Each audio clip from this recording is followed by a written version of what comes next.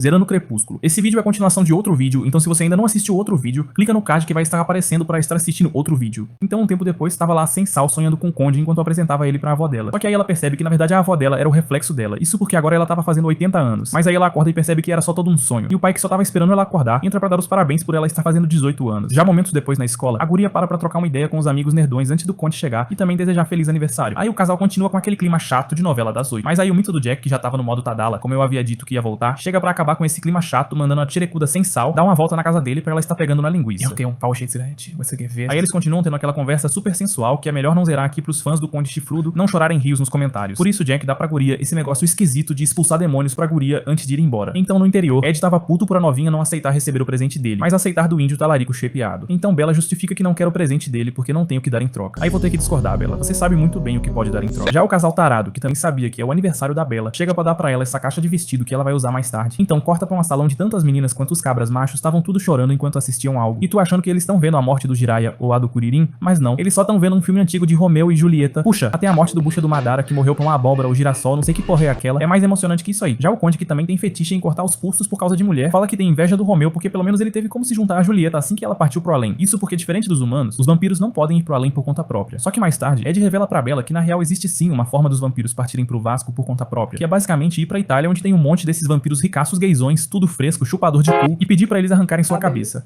Ou, pra ser mais radical, violar a única lei deles, que é de não expor a existência da espécie deles pros humanos. Então, após o flashback, a Morena Gasosa chega pra levar a Mongoloide pra sala, onde todos os condes estavam reunidos pra babar os óvulos dela. Mas aí, no momento em que a novinha tava abrindo os presentes, acaba sem querer contraindo um ferimento, o que por sua vez faz o Miljarda sedento por sangue partir pra cima dela. Então Ed já dá um empurrão na guria pra depois fazer o mesmo com o tarado chupador de namoradas. E esse empurrão, que era pra proteger a Bella, só deixou ela mais machucada. Tá vendo, Bella? É nisso que dá namorar com um bandido. Achava que ia só ter café noturno na cama e rolê de moto ao pôr do sol ao som de um loft. Agora aguenta aí, ó. Então o Capitão Jackson leva a guria pra sala dele pra cuidar dos ferimentos dela. Isso porque, diferente dos outros, ele já tá há décadas no No Blood Mod. E lá ele revela que não é sedento por sangue porque adora cuidar das pessoas, mesmo ele já estando condenado a passar toda a eternidade no inferno só por ser um vampiro. Então Bella percebe que é por isso que o Conde não quer fazer dela uma vampira. Só que mais tarde, a novinha, que não tinha a mínima noção do que é a eternidade, tenta manipular o Conde a fazer dela uma vampira, dizendo que ele não vai querer ela quando ela tiver 80 anos e estiver com os seios mais caídos que a economia do país. Então eles continuam novamente com aquele drama chato de vampiro não vampiro, antes do Conde meter um beijo super dark nela e ir embora. Já no dia seguinte, na escola, Bella vê que os condes não estavam aparecendo, e só mais tarde, em casa, é que ela se encontra com o Branquelo, que leva ela pra floresta com poucas ideias. E lá ele conta que eles vão se mudar pra outro país porque os figurantes já estão notando o segredo do Michael Jackson. Já a Bella, achando que já faz parte da família dos condes, fala que tá tudo bem, que ela vai falar pros pais que ela vai se mudar, e foda-se se ela vai trocar a família dela por uma família de vampiros que ela mal conhece e pode a qualquer momento dar um chupão mortal nela. Mas é óbvio que o Branquelo fala que ela não vai com eles, não só por causa do que aconteceu no dia anterior, mas também do que poderia ter acontecido no dia anterior. Então Ed fala que eles nunca mais irão se ver, e depois ele mete um genjutsu em forma de beijo na guria antes de ir embora de vez. E no mesmo momento, a novinha fica se fazendo de coitadinha até perder os sentidos, tendo que ser um figurante bombado aparecer pra levar ela pra casa. Então, após o Conde ir embora, Bella passa os próximos meses estando com a aura mais boxante que a do roteirista de Dragon Ball Evolution, na hora em que tava escrevendo o filme, com o pai sendo a maior vítima que tem que ficar dormindo no sofá pra acordar a filha no momento em que ela tivesse pesadelo com o exorcismo de Emily Rose. E ao mesmo tempo, a novinha ficava mandando cartinha virtual pra Morena Gasosa sobre sua rotina de adolescente emo moderno. Só que o pai, que tava com a paciência no talo, resolve que vai mandar a novinha pra casa da mãe dela pra ela deixar de ser carente. Mas a novinha, que ainda tava na fé que o Conde ia voltar, manipula o pai a deixar ela ficar dizendo que ela combinou de sair pra fazer compras com Stacy. Então, na noite do dia seguinte, Stacy tava contando as maiores piadas nível stand-up pra quem sabe acabar com a depressão da novinha. Só que aí Bella vê de longe os motoqueiros machistas que queriam uma massagem via fogoió dela no primeiro filme, e só de ficar olhando pra eles, o genjutsu do Conde aparece mandando ela dar um fora dali. Mas é óbvio que a mongoloide, que tem fetiche em andar com bandido, ignora, fazendo o oposto ao ir até um deles que tava chamando ela pra um rolê de moto. Só que durante o passeio, Bella começa a ver novamente o genjutsu do Conde mandando ela parar. Então Bella manda o motoqueiro figurante parar pra depois voltar pra Stacy como se tivesse simplesmente saído pra dar um mijão. Já Stacy tava novamente fazendo piada com situação imprópria, parecendo até eu. Se liga só. Beleza, pode pular de bungee jump, mas não inventa de subir na moto de um cara qualquer. Engraçado, né? Então, após Bella descobrir que ela só precisa estar em perigo pra ver o Conde, decide ir até a casa do mito do Jack pra ele estar ajudando ela a consertar essas motos achadas nas sucatas super pesadas, que obviamente um adolescente de 16 anos da Netflix consegue levantar com uma mãozinha. Então Jack e Bella passam os próximos dias consertando motos juntos, enquanto Jack ao mesmo tempo faz papel de amigo boy da moto sem segundas intenções, que serve como ombro mole pra Morena choramingar pelo outro. Mas segundo Bella, pra ela isso não é o suficiente, já que ela ainda continua tendo pesadelos com o Conde ou com o exorcismo de Emily Rose, sei lá. Já o pai, na tentativa de acabar com a obsessão da filha, fala de forma indireta que ela deveria dar uma chance ao Jack por motivos óbvios. Mas é óbvio que Bella não curte muito a ideia, até porque pra ela não basta só o cara ter um físico acima da média, Hunter Eyes, e postura de macho predador. Tem que ter um monstro altamente letal dentro de si. Já outro dia, Bella e Jack estavam dando um rolê pela Amazônia, mas aí o casal vê um monte de figurante índio pulando do penhasco, parecendo até aqueles indianos suicidas que têm fetiche em ficar pulando naqueles penhascos infinitos. E Bella, achando que os índios estavam jogando jogando um ao outro imediatamente pro carro e sai do carro como se tivesse algo que ela pudesse fazer. Então Jack manda ela relaxar e agachar, dizendo que não é nada e que os figurantes só estão vivendo a maior adrenalina. E a mulher, que agora tinha tesão em adrenalina, já faz essa cara de quem mais tarde vai pular do penhasco com uma cena super dramática. Então, momentos depois, Jack dá um tutorial básico pra novinha antes dela andar de moto. Só que aí o genjutsu do Conde mais uma vez aparece mandando ela parar, como se ele não soubesse que quanto mais perigoso o ambiente é, mais molhada a novinha fica. Porém, durante o test drive, ela fica vendo vários clones de genjutsu do Conde, mandando ela parar, o que por sua vez faz a guria perder o foco e cair de moto até bater a cabeça com essa rocha. Então o mito do Jack não perde tempo e já chega fazendo um drift e tirando a camisa só pra fazer a novinha pirar de vez com o shape do pai.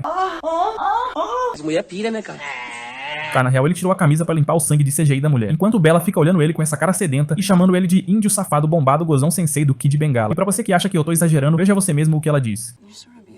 Não falei? Aí no dia seguinte, Bella pega os amigos falando sobre os ursos que têm atacado a floresta ultimamente, que com certeza não são, na verdade, os índios lobisomens na sua forma de lobo de 2 metros. Já o boi soca fofo, que obviamente não havia superado o Fora da Morena, chama ela pra um date no cinema com um tom broxante, parecendo daqueles otários que ficam comprando e-book de coach que ensina como pegar mulher. E Bella, que adora manipular as emoções dos outros, parecendo Billy de Gravity Falls, só pra sair com o loiro boi só pra dar um boost na sua testosterona. Porque todo mundo fica fazendo fila pra babar o óvulo dessa desgraça, velho. Negócio chato, vai tomar no... Então o casal, junto com o Jack, tava lá no cinema assistindo a um filme de ação, mas bastava só uma única gota de sangue de mentira ser derramada pro soca-fofo sair pro banheiro, jorrar tudo pela garganta. E o talarico do Jack, já tava cansando de fazer papel de amigo gay boy sexualmente impotente, já aproveita pra se declarar pra Bella de forma indireta. Mas pro azar, a novinha revela de forma educada e censurada que só vê ele como um papel descartável que só serve pra limpar as lágrimas causadas pelo outro. Mas pra dar uma de Billy, a mulher promete que vai estar pronta pra liberar pra ele até o final do filme. Mas é óbvio que Jack não cai nesse papinho e fica putaço até o ponto de descontar isso no soca-fofo de forma gratuita. Só que logo ele percebe que esse nervosismo se deve à estranha febre de 200 graus que ele acabou de pegar. Com isso, Bella passa os próximos dias tentando ligar sem sucesso pra Jack, que segundo o pai dele havia pegado uma febre tão letal que o impedia de até atender o telefone. Só que aí, certo dia, Bella aproveita que o pai dela saiu pra pescar pra ir até a casa do Jack. Só de longe dava pra ver que ele não havia pegado febre coisa nenhuma. Essa aí havia pegado mesmo é uma dose de Red Pill junto com o modo Tadala. Então Bella se aproxima dele e tenta entender por que ele cortou o cabelo e fez essa tatuagem nada suspeita. Jack então revela que descobriu que ela sabia que os condes eram vampiros esse tempo todo e ainda assim escondeu isso de todo mundo. Então Bella tenta novamente manipular Jack a voltar a ser seu amigo sem segundas intenções, dizendo que ela tá mais molhada que a rodada convertida do bairro na hora de batizar. Mas é óbvio que o mito não cai nesse papinho e ainda alerta pra ela não procurar mais ele, porque agora ele é um sociopata mais perigoso e letal que os droguinha que aparecem no Cidade Alerta porque enfiou bomba caseira no cu da mulher só porque ela falou que One Piece é melhor que Dragon Ball Z. Porém é óbvio que quanto mais perigoso ele dizia ser, mais molhada a fã de Dark Romance ficava, literalmente. Então após o fora, Bella sai novamente procurando por adrenalina no modo solo, indo até a mata pra ver se acha algum genjutsu do Conde. Mas pro azar ela acaba se encontrando com um negão do time Rock que revela que a ruiva viúva pediu pra mandar ela pro Vaz como forma de vingança ao que Ed fez ao boy dela. Porém, é claro que no momento em que o negão ia dar um fim nesse tédio, aparece uma alcateia de lobos super bombados de 2 metros indo atrás do chupador de namoradas. Enquanto isso, outro lobo pra um segundo pra olhar pra Bella com esse olhar de quem com certeza não conhece ela. Então, imediatamente Bella sai correndo pra casa avisar pro pai o que acabou de ver, enquanto o velho índio faz essa cara nada suspeita de quem não sabe de nada. Já de noite, Bella, que tava tendo pesadelos com a ruiva viúva, acorda ouvindo alguém tacando pedrinhas na sua janela, que, sem muito mistério, era o mito do Jack todo descamisado que só veio pra ver se a guria tava usando um negócio esquisito que expulsa demônios. Depois Jack pede desculpas por ter tratado ela igual mulher de bandido. E depois eles começam uma conversa sobre Jack não poder contar pra ela do segredo por detrás da sua nova forma Tadala, porque o segredo não é somente dele. E antes de ir embora, Jack coloca a novinha no seu peitoral só pra ela jorrar o guaraná na base, enquanto o chifrudo bucha branquelo fica na banda. Já no dia seguinte, Bella vai até a casa do Jack, que segundo o pai dele não pode receber visita porque tá com febre. Mas é claro que a guria não cai nesse papinho e vai até o quarto do Jack pra ver que ele realmente estava com febre. Só que antes que a guria pegasse na linguiça dele pra acabar com a febre, de longe Bella vê os índios bully vindo pra encher os voos do Jack. Ou pelo menos é isso que Bella achava, pois ela já chega chamando os índios pra um X3, parecendo uma feminista chamando o ADM pra um X1 no King of Fight. Aí o índio bully, que não aguenta levar um tapão e ficar quieto, resolve virar esse lobo gigante de 2 metros com CGI de botar o da Marvel pra mamar no banheiro. Então Bella sai correndo pra dentro, enquanto Jack também aparece correndo na direção do lobo pra ele também tá virando lobisomem. Isso porque, pra quem não sabia, Jack também é um lobisomem. É mesmo? E agora acabou pra Bella que tem fetiche em andar com um bandido que vira monstro. O cara é fisicamente avantajado, tem Hunter Eyes e pode virar um lobo de 2 metros. Um pacote completo pra Bella. Agora só falta ele virar um trilionário com dinheiro o suficiente pra ir na padaria comprar pão de helicóptero, pra ela trocar o conde por ele. Então os lobisomens começam uma baita briga de computação gráfica, enquanto o índio alfa manda os beta levarem a novinha pra casa da Índia comestível de 2 caras, onde Bella fica com ciúmes só de ver o casal índio se pegando. Já Jack chega chamando a sem sal pro off, onde ele revela o seu tal segredo, já revelado, deles serem lobisomens inimigos dos vampiros. Já Bella revela tá putaça por eles estarem mandando os figurantes pro Vasco. Mas Jack fala que os figurantes que eles estão perseguindo são na verdade os vampiros sugadores de figurantes. E ele conta também que o negão do time Rock já foi de base e agora só resta a ruiva viúva. Então de noite Jack leva a Bella pra casa, onde ele conta que vai sumir por um tempo atrás da ruiva. Com isso, corta pra dias depois, onde o pai da Bella e o velho índio estavam fazendo patrulha na floresta até que a viúva aparece pra botar o velho pra mamar. Mas bem no último segundo, Jack e sua alcateia chegam já perseguindo a ruiva até ela pular do penhasco. Enquanto isso, Bella, que novamente estava com fetiche de adrenalina, resolve resolve que vai pular do penhasco enquanto o Chenjutsu do Conde novamente manda ela recuar, mas é óbvio que a novinha taca o dane-se e pula, acreditando que de algum jeito isso fará ela parar nos braços do Conde. Só que bem no momento em que o oxigênio tava cobrando a conta e a ruiva ia finalmente nos livrar desse tédio, Jack aparece levando a guria pra terra firme pra tá fazendo respiração boca a boca nela, ou talvez não, pra depois dar a notícia pra ela de que o velho índio foi de base. Já mais tarde, voltando pra casa, Bella, que tava com frio, encosta no Jack, já que o corpo dele é mais quente que o sol do sertão às 13, e chegando em casa da Bella, rola o maior dark romance entre Bella e Jack antes dos dois quase se beijarem, isso se não fosse a guria ainda não tá preparada. Só que no momento em que Bella ia sair do carro, Jack sente um cheiro suspeito de cu. Tá, ele só sente cheiro de vampiro, mas logo Bella vê o carro do Capitão Jackson e acha que os condes voltaram. Já Jack tenta alertá-la de que aquilo pode ser uma armadilha, mas a novinha taca o dane-se e vai pra dentro, enquanto Jack é obrigado a ficar de fora pra não violar o trato entre as tribos de proteger ela até um certo limite de espaço. Só que chegando dentro, Bella vê que somente a morena gasosa é que veio pra ver ela, porque teve uma visão dela pulando de Vasco no penhasco. Só que aí, momentos depois, Jack havia atacado o dane-se e violado o trato, entra pra se deparar com a morena gasosa, que já tava de TPM por causa de sua presença. Só que bem no momento em que Jack ia rasgar a roupa pra eles iniciarem uma briga de computação gráfica, Bella resolve se colocar no meio, fazendo a morena sair pra tirar o estresse. E aproveitando que estão a sós, Jack tenta novamente chegar na Bella, confiando que ela já tá pronta pra dar pra ele aquilo que ela prometeu no cinema.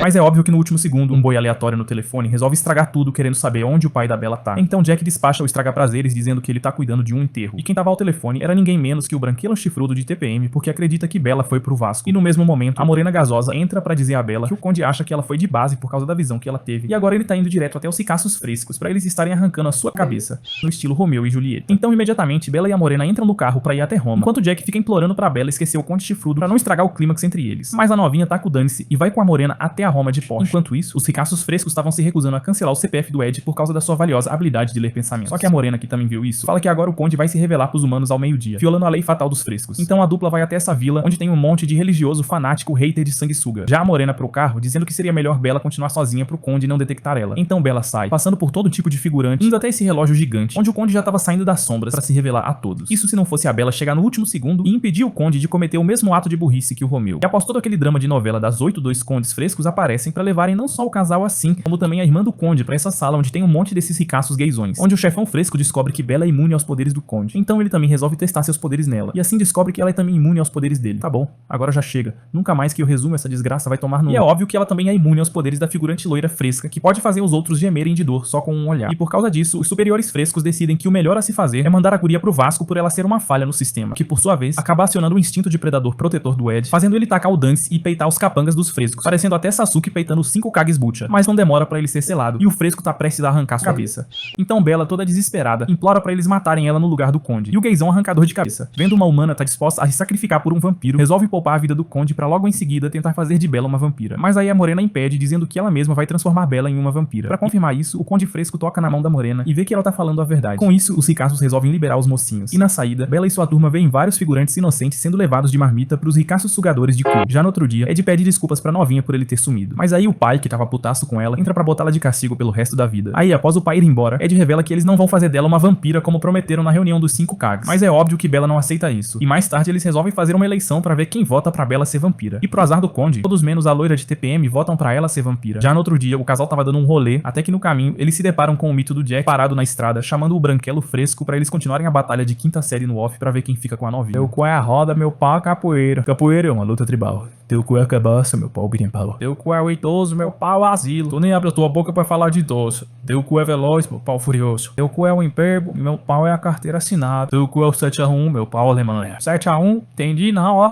que tu não desenha. Teu cu é um login, meu pau é a senha. Teu cu tá de dieta, meu pau tá guloso. Teu cu é fraco, meu pau é poderoso. Poderoso é meu braço. Teu cu é de carne, meu pau de aço. Mas tu não já falou isso? Isso me irrita. Teu cu é de aço, meu pau de kryptonita. Kryptonita é complicado, por isso que eu nem falo. Teu cu é manopla, meu pau estala. O estalo foi feito com joia, mas eu prefiro talismã. Comi tu e tua irmã. Só que aí a chata da Bella, que havia prometido que ia dar pro Jack até o final do filme, resolve estragar tudo dizendo que já escolheu ficar com o Conde e só tava usando ele pra se esquecer do Conde. E ao mesmo tempo, Ed entra no meio pra dar um empurrão de TPM no Jack, que no mesmo momento vira esse lobo gigante de 2 metros pronto pro fight. Só que bem no momento em que ia voltar a rolar uma baita briga de computação gráfica onde o índio talarico ia fazer o Conde chifrudo sentar na cabeça, é óbvio que Bella, que adora receber Oscar de estraga prazeres, se intromete ficando no meio dos dois pra Jack olhar pra ela com esse olhar de coitado antes de ir embora. E depois disso não rola muita coisa. O Conde só fala que vai fazer dela uma vampira assim que eles casarem. Fim.